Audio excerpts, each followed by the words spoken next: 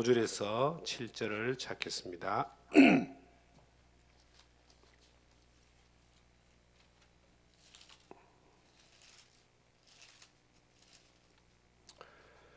골로새서 3장 5절에서 7절입니다. 그러므로 땅에 있는 지체를 죽이라. 곧 음란과 부정과 사욕과 악한 정욕과 탐심이니 탐심은 우상 숭배니라. 이것들로 말미암아 하나님의 진노가 임하느니라. 너희도 전에 그 가운데 살 때에는 그 가운데 행하였으나. 아멘. 골로새서 3장 5절에 7절의 말씀을 통해서 탐심은 우상 숭배라는 제목으로 우리에게 주신 하나님의 은혜에 함께 나누기를 원합니다. 출애굽기 20장 4절에서 5절을 보시면은 하나님이 10계명을 주시는데 그 10계명 가운데 두 번째 계명이 우상을 만들지 마라. 우상에게 절하지 마라. 우상을 섬기지 마라. 만약에 우상에게 절하거나 섬기거나 우상을 만들면 하나님이 저주를 내린다. 1계명은 나 외에 다른 신을 섬기지 마라. 근데 2계명이 우상에 관한 것입니다.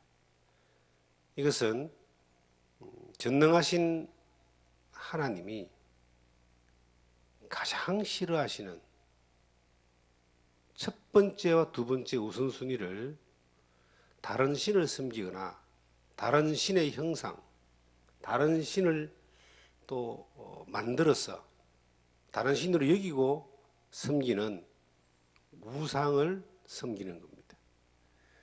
우리가 사는 이 시대에는 우상이 무엇인가에 대하여 그렇게 힘들여 설명하지 않아도 우리 눈에, 우리 주변에 너무나 많이 확인할 수 있고 만날 수 있습니다. 어떤 종교의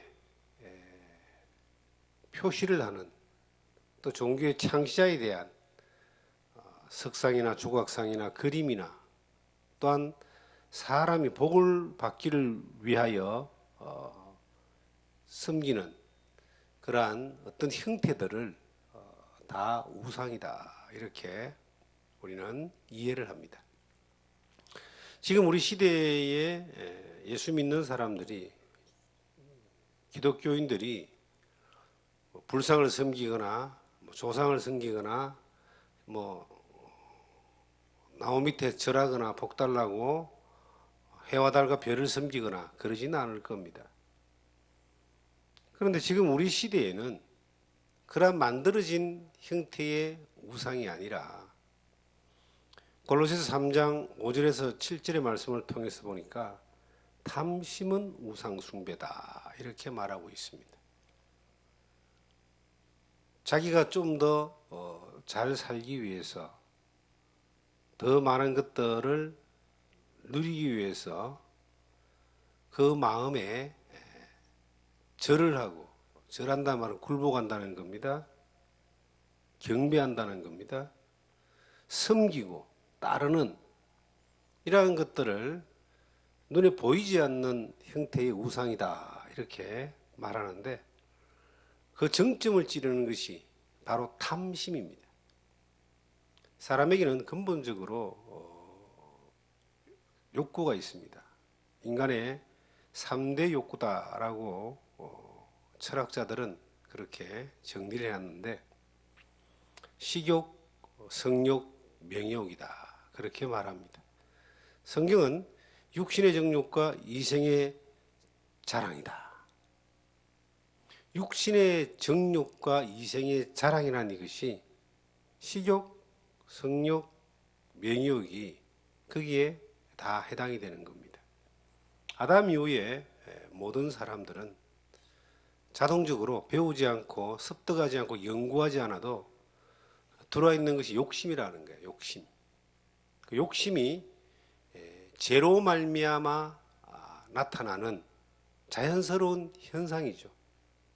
자연의 변함없는 법칙과 같이 마치 만유인력의 법칙이 어떤 물체를 놓으면은 전부 다 아래로 끌려 내려가 떨어지는 것처럼 인간은 살아가면서 평생을 욕심이라고 하는 그 법칙에 따라서 육신의 정욕, 이생의 자랑이라고 하는 이러한 욕구를 따라서 평생을 살게 됩니다. 이게 병의 근본적인 원인이라는 거죠. 욕심이 태한 적 죄를 낳고 죄가 장성한 적 사망을 낳는다 그랬는데 그 사람 안에 있는 죄를 발생시키는 그 원인이 욕심이고 그 중심으로 쭉 내려가면은 우리가 아담으로부터 유전된 그 죄씨가 그 사람을 지배하며 죄의 종이 되게 하는다라고 성경은 말하고 있습니다. 그런데 그 결과가 죽음이고 그 결론이 심판이고 그 끝이 지옥이다라고 성경은 말하고 있습니다. 눈에 보이지 않는 이 욕심이라고 하는 이것이 하나님을 대적하는 하나님과 반대의 길을 가는 가장 강한 세력이라고 하는 거예요. 이것이 하나님이 십계명에서 다른 신을 섬기지 말라는 것과 두 번째 우상을 만들지도 말고 섬기지도 말고 절하지도 마라라고 했던 하나님을 대적하는 가장 강한 반대의 세력에 대한 경고가 지금 우리가 사는 이 시대에는 눈에 보이는 그러한 세력을 넘어서 눈에 보이지 않는 근본적인 것을 우리에게 말하고 있는데 이것이 탐심이다라고 하는 거예요. 사람이 평생 그 욕심에 탐심에 이끌려서 평생을 살다가 결국은 마지막 순간에 왔을 때는 하나도 가지고 가지 못하는 쥐어가지 못하는 빈손으로 가는 그러한 결과를 가져오게 됩니다. 저는 청년 때에 누가 어떤 분이 전도서를 좀 많이 읽어보라라고 권해주셨습니다. 전도서를 읽으니까 이해가 잘 되지 않았습니다. 그렇게 열정을 가지고 이 세상의 무언가를 이루고 만들고 가지고 또한 성취해야 되는 그러한 젊은 날에 모든 것들을 성취해보고 난 이후에 마지막 노년의 하나님 앞에 갈 즈음에 그 솔로몬이라고 하는 위대한 그 왕이 인생이 결론이 뭔가를 정확하게 이야기해놨는데 헛된 것이다. 그리고 마지막에 사람의 결국을 다 들었는데 하나님을 경외하고 그 명령을 지킬 것이라. 이것이 사람의 본분이다라고 전도서 12장 마지막 부분에 결론을 내려놓고 있더라고요. 이것을 이 글자를 읽고 이해하는 것은 쉬웠지만 정말 삶 가운데 그러한 세계관을 가지고 그러한 신앙관을 가지고 살아낸다는 것은 이거는 젊은 사람들에게는 특히 청년의 때는 참 이해하기가 힘들었습니다. 많은 여인을 거느렸지만 그것도 헛되고 많은 지식을 가졌지만 근심만 더하고 헛되니 바람을 잡으려는 수고가 무엇이 유익한가. 바람을 잡았는데 잡은 것 같지만 펼쳐보면 아무것도 없는 것이 이것이 인생이라는 결론을 내리고 하나님 앞에서 하나님을 경외하고 그 명령을 지키는 것이 영원한 것을 준비하는 가장 가치 있는 삶이다라고 결론을 내린 것에 대하여 참 동의할 수가 없었습니다.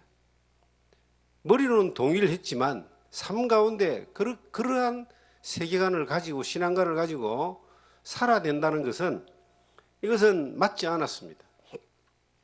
그리고 세월이 이제 지나는 가운데 하나님을 좀 더 알아가고 주님을 좀 더 경험해 갈수록 세상에 잡는 모든 것들이 잠깐 있다가 사라지는 것이고 바람과 같은 것이라는 것을 경험하게 되고 체험하게 되는 것이고 진정 영원한 하나님 앞에 설 날이 점점점 가까워지고 하나님을 점점 가까이 느낄 때에 영원한 가치가 있는 것이 무엇인가. 솔로몬은 살아보고 결론을 내렸지만 하나님의 은혜 가운데 성령의 도우심으로 말미암아 다 살아보지 않아도 그 결론을 믿음으로 연합될 수 있는 그러한 경험을 조금씩 하게 되었습니다.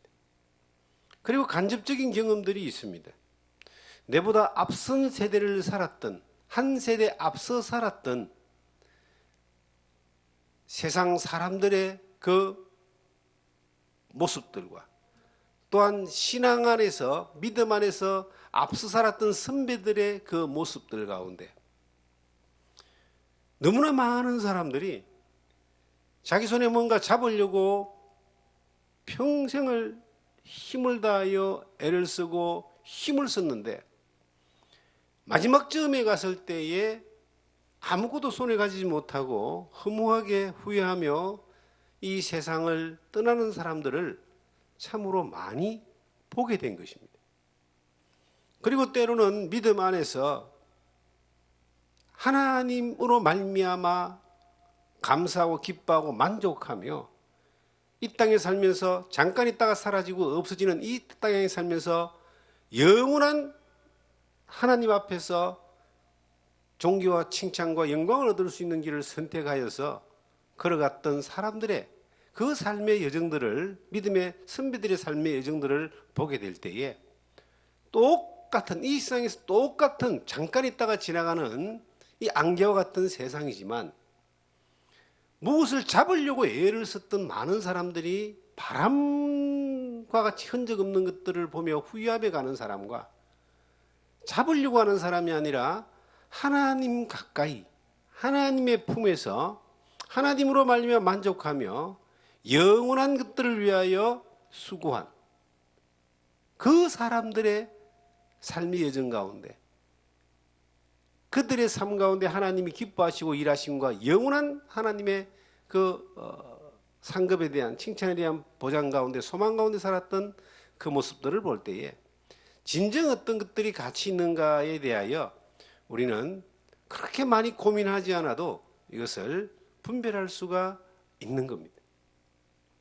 성경에 탐심은 우상숭배다라고 이렇게 결론을 내려놓고 있습니다. 우리가 이 땅에 살면서 육신의 정욕과 이성의 자랑이라고 하는 성욕, 식욕, 명예욕, 재물에 대한 욕심,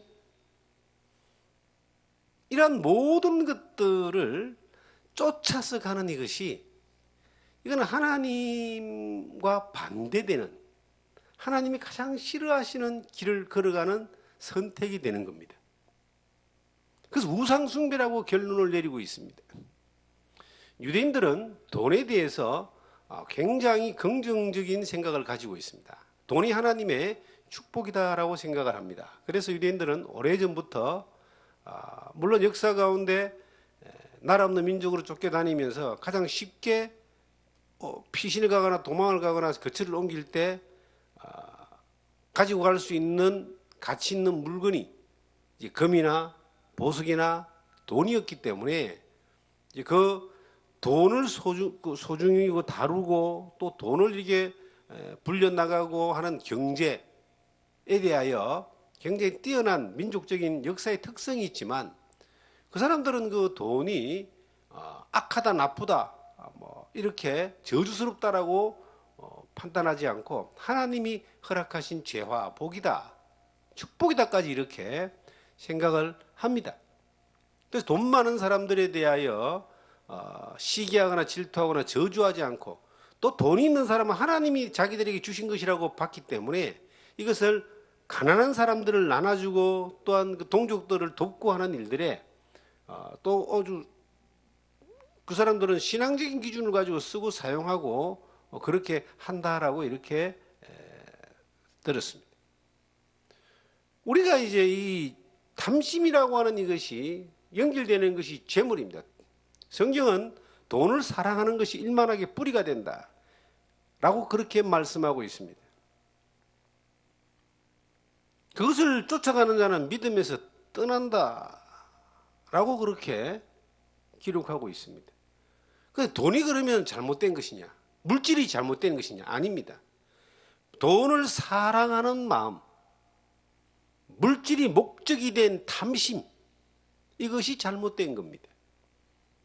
이 불의한 재물로 친구를 사귀고요, 이 흩어서 가난한 사람을 구제하고요, 내게 있는 것들을 주는 것이 받는 것보다 복이 있다고 성경은 말하고 있고요. 이 성경은 하나님을 믿는 사람들에게 하나님이 주신 물질과 모든 필요에 대하여 그것으로 구약시대의 10분의 1을 하나님 앞에 바치고 성전세를 바치고 그것으로 또한 제사를 지내고, 신약시대에 와서도 그 성도들의 연보를 통해서 가난한 과부와 고아를 돕고 복음을 전하는 데에 쓰여지고 교회가 선한 일을 하는 것에 사용되어졌습니다. 물질 자체가 이것이 악한 것이고 저주스러운 것이고 나쁜 것이 아니라, 성경은 그 물질이나 욕심에 대하여 탐심을 가지느냐, 그것을 사랑하고 그것을 섬기고 그것을 향하여 절을 하고 그것이 인생에 행복을 주고 목적이 되느냐, 아니면 그것을 하나님이 주신 것들로 사용하며 사느냐에 대한 기준을 우리에게 말하고 있습니다. 돈이 우상이 아니라 돈을 사랑하는 것이 탐심이 우상 숭배다라고 그렇게 말하고 있습니다.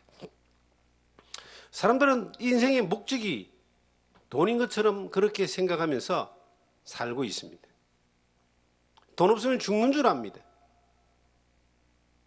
실질적으로 돈 없어 죽는 사람들이 너무나 많습니다.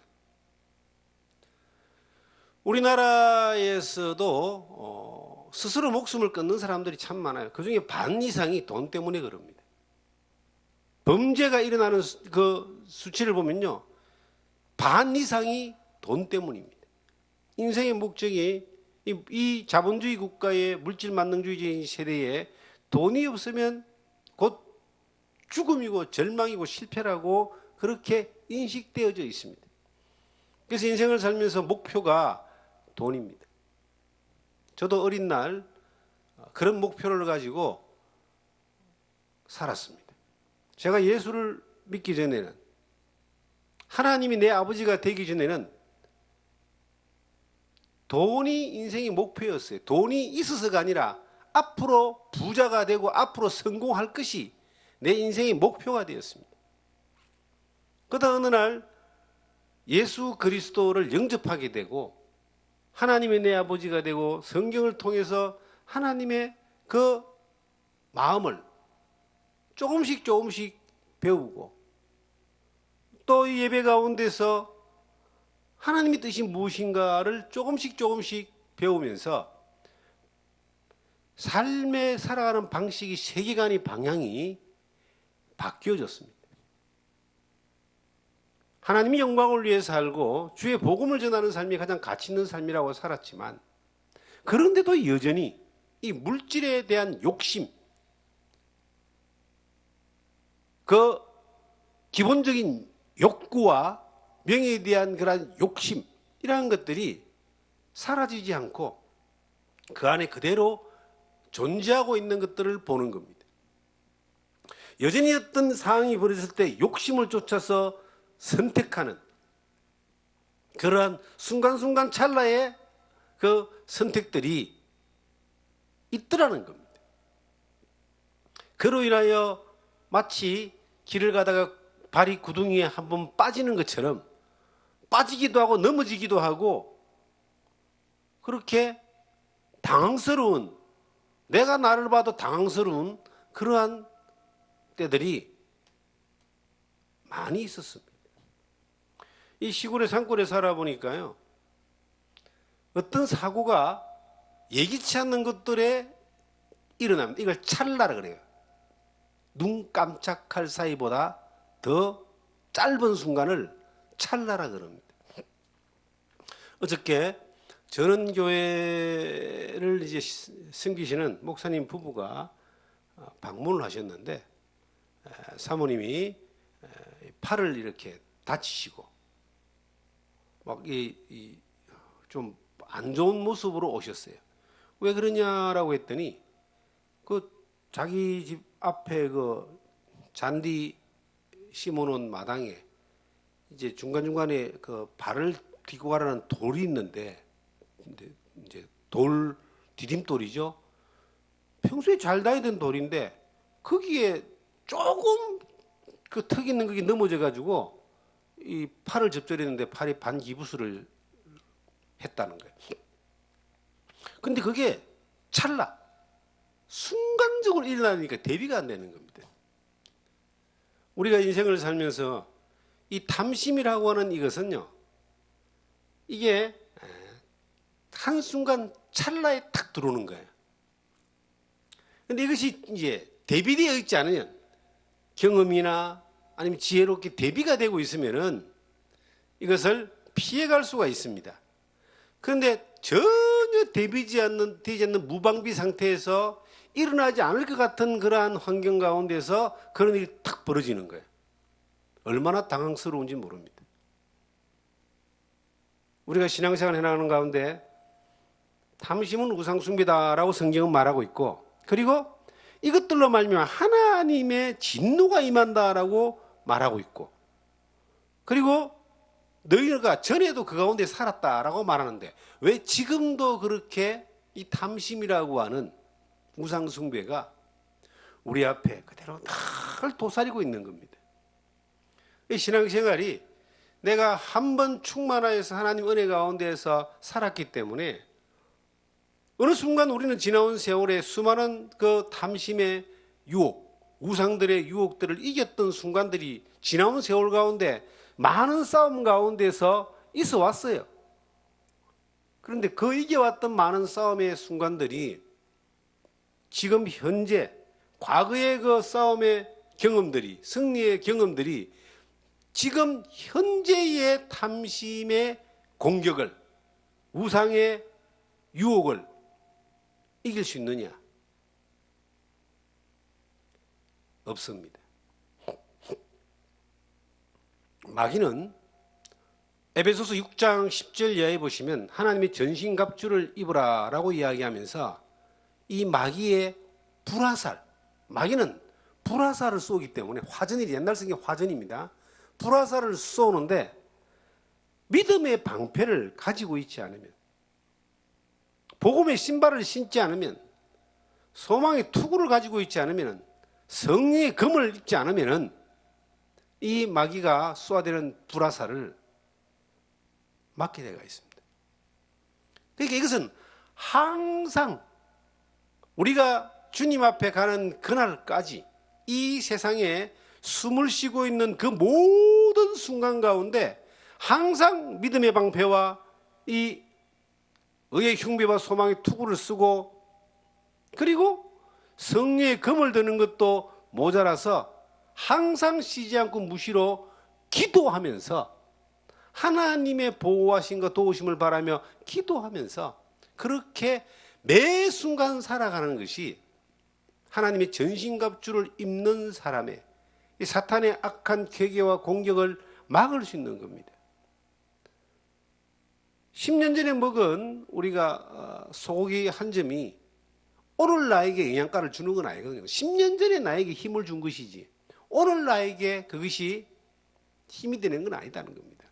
오늘은 오늘 살아갈 수 있는 영양분을 공급받아야 되는 것처럼 이 성경에 탐심은 우상숭배라고 기록해 놓은 것은 이 탐심이 한 번 해결하고 끝나는 것이 아니라는 거예요.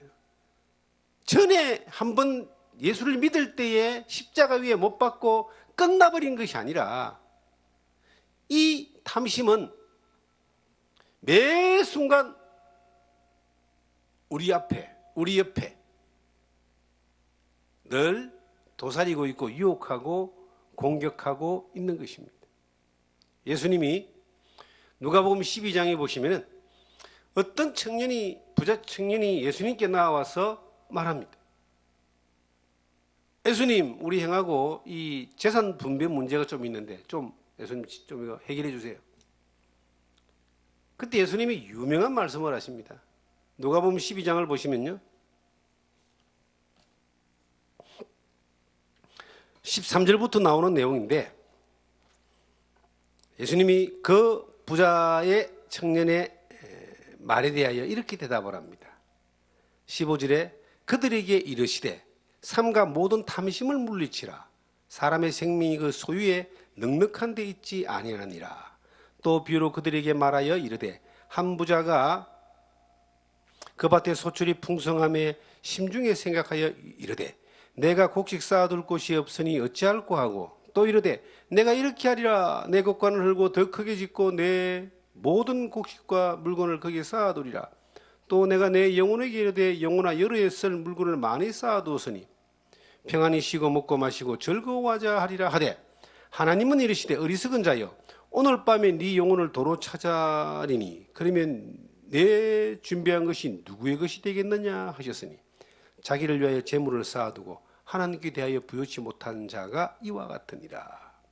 예수님이 그 세상에 자기 아버지의 재산을 자기 형하고 나누는데 더 많이 가지고 싶어서 빼앗기고 싶지 않아서 예수님에게 좀 이거 판가름 해달라고 했을 때 예수님이 전혀 다른 대답을 해주고 있습니다. 탐심을 물리치라.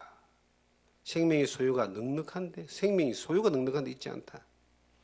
인생의 목적이 물건을 많이 가지고 돈을 많이 가지고 재산을 많이 가지고 유산을 많이 받는 데 있지 않다. 이 생명이라고 하는 이것은 소유에 있지 않다.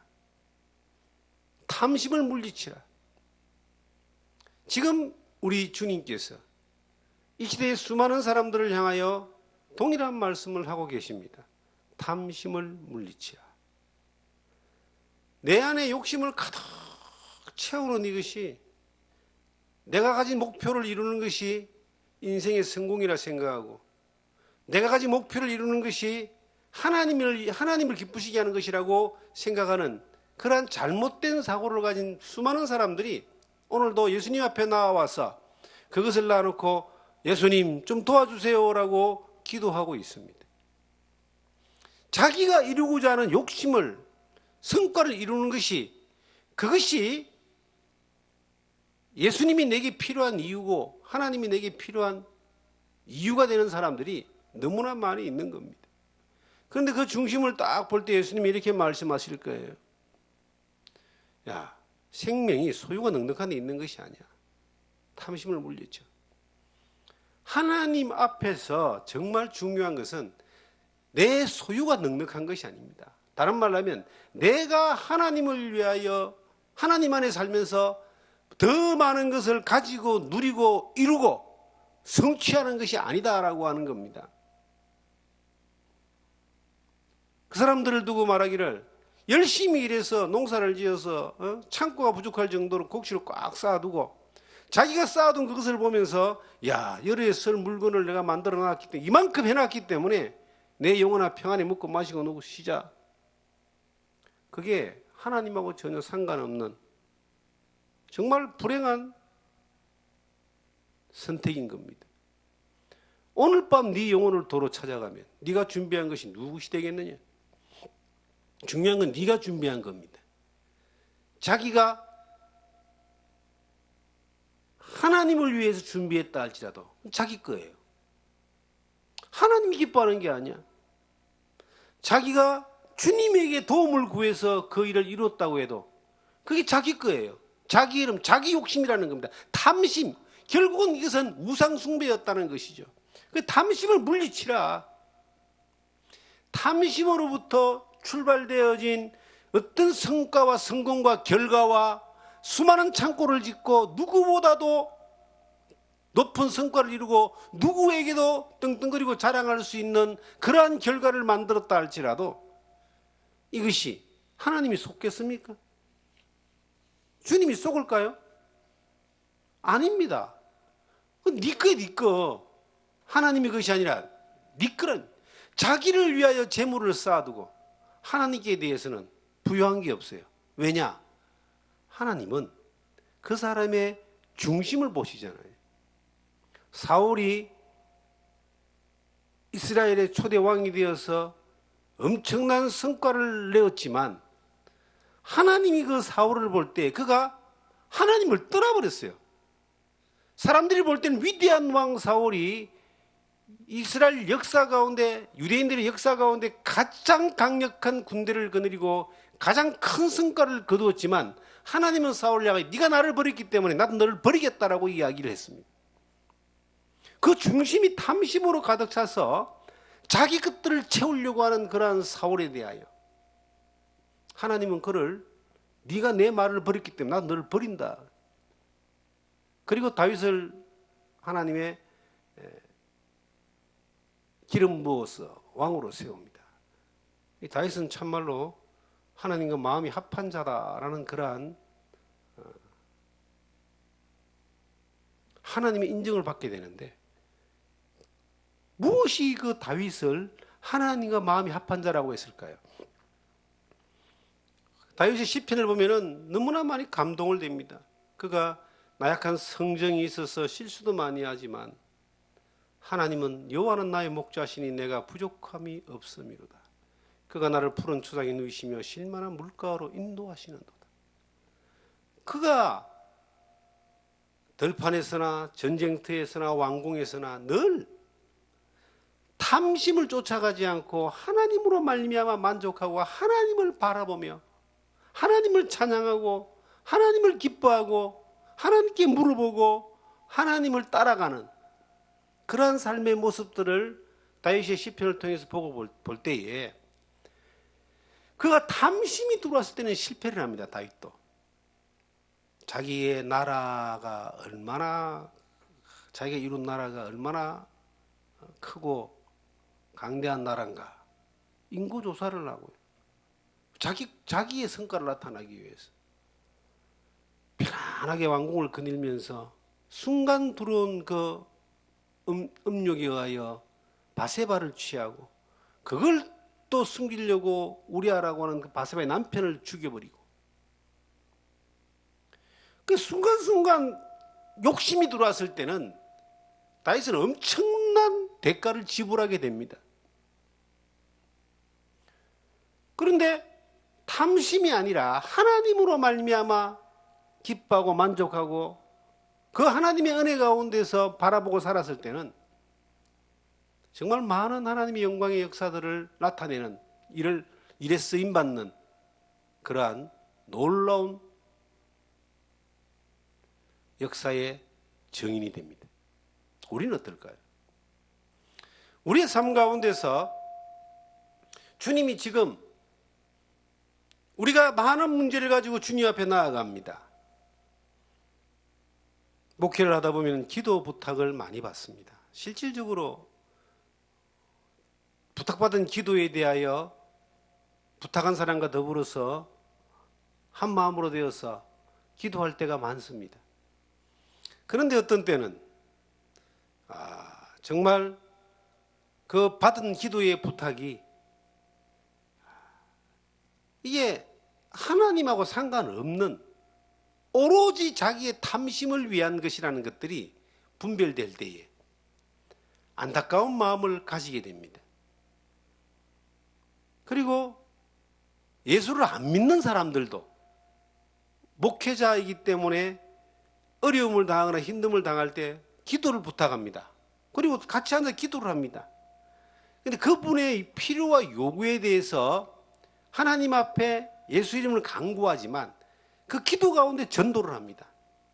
가장 중요한 게 그 영혼이 하나님 앞에서 인정받는 것인데, 그 기도 가운데서 함께 하나님의 도우심, 네 영혼이 잘 되는 것에 대하여, 죄 가운데 구원받고 천국 가는 것에 대하여 전하고자 하는 그러한 간절한 마음으로 하나님 앞에 구합니다. 그런데 정말 예수님이 이 청년에게 말했던 것처럼 탐심을 물리치라, 생명이 소에 넉넉한 것은 있지 않다. 진정 중요한 것은 탐심으로 내가 뭔가를 더 가지는 것이 아니라 그건 죽을 때, 이 세상 끝날 때 다 놓고 가는 건데, 네가 어떤 것을 준비해도 오늘 밤에 네 영혼을 도로 찾으면 사람의 영혼의 주인이 하나님이시잖아요. 사람이 죽으면 돌아가신다 그러잖아요. 왔던 곳으로 간다는 말인데, 이것은 또 다른 말로 이야기하면 영혼의 주인이신 하나님이 영혼을 찾아간다는 거예요. 근데 오늘 밤 네 영혼을 도로 찾으리니 장례식장을 가보셨습니까? 장례식장 자주 갑니다. 장례 예배를 드릴 때 그 유족들의 반응도 이렇게 보게 됩니다. 그리고 장례식장에서 복음을 전하는 좋은 기회이기 때문에 뭐 장례 예배를 드리는 이런 문제가 있을 때는 거절하지 않습니다. 그런데 그 한 사람의 죽음을 볼 때에 평생 무엇을 위해 살았는가? 자기의 탐심을 위해 살았는가? 아니면 하나님의 영광을 위해 살았는가? 우리 눈으로 다 안 보이지만 어느 정도는 보이지 않습니까? 육체와 사망과 생명의 갈림길은 한순간인데 내가 평생 탐심을 쫓아 살았을 때에 그때 주님 앞 그렇게 살다가 오늘 밤 네 영혼을 도로 찾아가면 그날 밤 육체는 흙으로 돌아가고 그 영혼이 하나님께로 갔을 때에 자기가 준비해놨던 모든 것들은 하나도 남는 것이 없고 그 영혼이 지옥의 뜨거운 불목 가운데서 들어가는 운명이 된다면 누구를 원망하겠습니까? 자기의 어리석음을 원망해야 되겠죠. 주님은 지금도 말하고 있습니다. 탐심을 물리치라. 생명은 소유에 넉넉한 곳이 있지 않다. 하나님께 대하여 부요하라. 자기를 위하여 창고를 짓고 여러 해 쓸 물건을 놔놓고 자아도취 자아만족이 빠지지 말고 진정 하나님을 위하여 부요하라. 이 건물을 짓는데 일했던 분이 계십니다. 그 사장님이 이제 저희를 만나서 이 건물을 정성껏 잘 지었습니다. 그분을 이렇게 건축과정 가운데 몇 번 만나 전도를 했습니다. 그런데 이분이 워낙 바쁘셔요. 그런데 기도해달라는 이야기를 하고 또 같이 이렇게 기도도 했습니다. 기도할 때마다 대화할 때마다 너무 바쁘게 살지 마시라고 이야기했습니다. 그리고 하나님 만날 날이 곧 오는데 준비하시라 그랬습니다. 이 세상은 잠깐 지나가고 이렇게 제 가운데 살다가 바쁘게 살다가 나도 모르는 사이에 죽음이 코앞에 와가지고 땅을 치고 통곡해도 기회가 안 돌아올 수 있다고. 사업 잘 되는 거 정말 위합니다. 형통하길 바랍니다. 더 중요한 게 있습니다. 몇 번 이렇게 전도를 했습니다. 근데 그분은 하나님 믿을 시간이 없다는 거죠. 몸도 이제 조금 뭐 이렇게 건강하지 않는데 사람은 참 좋으신 분인데 현장이 뭐 한 10군데 정도 된다 그러고 직원들도 여러 명 있고 바빠서 그리고 저희가 이제 2년 전에 건축을 하고 서로 이제 지불할 거 다 지불하고 관계가 끝났습니다. 2년 지나고 난 뒤에 어떤 분을 통해서 소식을 들었습니다. 지금 중환자실에 계신다는 거예요. 병원에 있다는 거예요. 무슨 일이냐고요. 갑자기 뭐 이 뇌에 질환이 와가지고 몸을 이래 발을 못 쓰게 되는 그 바쁘고 그렇게 할 일이 많고 그런데 모든 게 중단돼 버린 겁니다. 다행스럽게 생명은 살아있기 때문에 그 가까운 저보다 훨씬 가깝게 지내는 목사님이 몇 번 찾아가 전도하고 이렇게 교제하고 위로하고 그렇게 하고 하셨다는 이야기를 들었습니다. 우리가 한치 앞을 알지 못하는 거예요. 사람들은요, 자기가 죽는 날이 저 멀리 있다고 생각하는 거예요. 오늘 밤이라고는 상상도 못하고 사는 겁니다. 시골에 이 어른들이 열심히 농사를 짓습니다. 그리고 막 땅을 자꾸 늘리는 분이 계세요. 요즘 기기가 있어서 농사도 좀 편하게 짓죠. 그럼에도 불구하고 이제 열심히 땅을 해서 농사를 짓는데 그 많은 농사를 짓고 난 뒤에 겨울 되면은 그렇게 농사를 지어서 벌은 돈을 가지고 이제 다음 농사를 준비하기 위하여 병원에 가서 치료를 받기 시작합니다. 많은 돈을 이렇게 까먹습니다.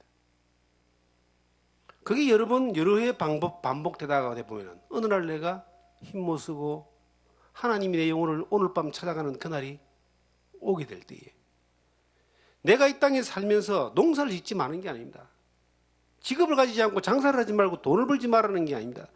돈도 벌고 농사도 짓고 다 해야 되는데 중요한 건 뭐냐면 목적이 탐심이냐, 나를 살게 하신 하나님을 만나고 하나님 앞에 서는 것이냐, 이것에 대한 물음에 대하여 정확한 해답을 가지고 살아야 되는 겁니다. 제가 아는 분 가운데 한 분이 재산이 자기가 가진 돈이 600억이 있다 그랬어요. 600억. 제가 확인 안 했습니다만은 거짓말 하겠습니까? 그분은 정말 돈 있는 사람에 비하면 너무나 알뜰하게 사는 분이었어요. 그건 제가 이제 얼마 전에도 그분과 함께 해외 여행을 갔다 오신 분하고 대화를 나눴는데 제가 그분 같이 갔다 왔다고 그러니까 아유 그분 덕 많이 받겠네요. 그분이 이렇게 여행하면서 많이 이렇게 섬기고 하셨겠네요. 그랬더니 피식 웃더라고요. 그분은 커피 한 잔도 안 사주더라는 거죠. 다 자기들이 다 그분을 섬겼다는 거예요. 돈이 그리 많은데 그분이 하는 말이 그렇게 사니까 돈이 그리 많은 것 같다고 그러는 거예요. 그렇게 알뜰하셨대요. 그런데 그분이 이제 자기가 가신 이제 재산 어떻게 돈이 모였는지 모르겠지만 그 600을 가지고 한번 하나님의 일 위해서 써볼까 하는 그런 마음이 들었어요. 그래서 좀 선한 사업에 대해서 써볼까 하는 마음을 먹었는데 저하고 어저께 통화를 했어요. 근데 오늘 돌아가셨다는 부고를 받은 거예요. 갑자기 하나님이 데려가 버렸어요. 그 제대로 써보지도 못하고 자린고비 소리 듣고 구두쇠 소리 들으면서 돈 자랑만 하고 다녔는데 그 돈이 600억이 오늘 밤 네 영혼을 도로 찾아갈 때 그에게 얼마나 챙겨서 갈 수 있는 그러한 돈이었을까요? 얼마 전에 그걸 본 겁니다. 우리도 어느 날 오늘 밤이 옵니다. 그런데 참으로 다행스러운 것은 탐심을 쫓아가지 아니하고 하나님의 영광을 쫓아가며 탐심을 쫓아가기 위해서 창고를 짓고 농사를 짓고 창고에 뭔가를 넣어놓고 내가 이룬 것들을 가지고 만족하며 자랑하는 것이 아니라 창고가 비어있고 내게 아무것도 없다 할지라도 하나님으로 말미암아 기뻐하며 주님의 뜻을 따라서 살아가며 주 하나님이 원하시는 그 삶에 그 품에 안겨서 그 생명 가운데서 예수의 생명 가운데서 그 생명수를 먹으면서 생명의 떡을 먹으면서 그렇게 품 안에 살면서 그 생명으로 말미암아 만족하고 기뻐하고 생명을 주신 하나님께 감사하고 찬양하며 생명을 주신 주님으로 말미암아 늘 편안한 삶을 살아왔다며 그렇게 살아왔기 때문에 어느 날 오늘 밤이 우리에게 왔을 때도 두려움이 없는 겁니다. 그 오늘 밤을 늘 준비하면서 우리가 탐심을 쫓아서 사는 우상 숭배에 매여 있는 하나님이 저주하시는 삶을 살 것인가? 아니면 하나님으로 말미암아 기뻐하며 그 은혜 가운데서 그 품에서 살아가며 주님을 맞이할 것인가를 우리가 이 한 해를 마감하는 이 마지막 쯤에 우리 자신을 스스로 돌아보면서 우리의 삶을 재점검하는 방향을 재점검하는 그런 복된 시간 되기를 주님의 이름으로 축원합니다. 주님 감사합니다. 오늘 이 하루도 은혜 가운데 인도하셨습니다. 우리의 삶이 어느 날 탐심을 물리치라고 했던 그 주님의 말씀처럼 우리가 주님에게 가져오는 수많은 문제들이 탐심에 속해 있는 것이 아닌가를 돌아보게 하시고 예수 그리스도의 생명과 하나님의 은혜 가운데서 늘 그 품에 기쁨을 누리고 평안 가운데 살다가 주님 우리를 부르실 때에 주님 앞에 기쁨으로 설 수 있는 저희들 삶 되게 하여 주시옵소서. 한 해가 이제 3주 남았습니다. 이 한 해를 또 우리가 정리하고 우리가 살아온 걸음들, 살아갈 걸음들, 지금 서 있는 자리가 어딘가를 확인하며 하나님 영광을 위해서 늘 살아갈 수 있도록 인도하여 주시기를 간절히 원하오며 우리를 사랑하시는 예수님 이름으로 기도드리옵나이다. 아멘.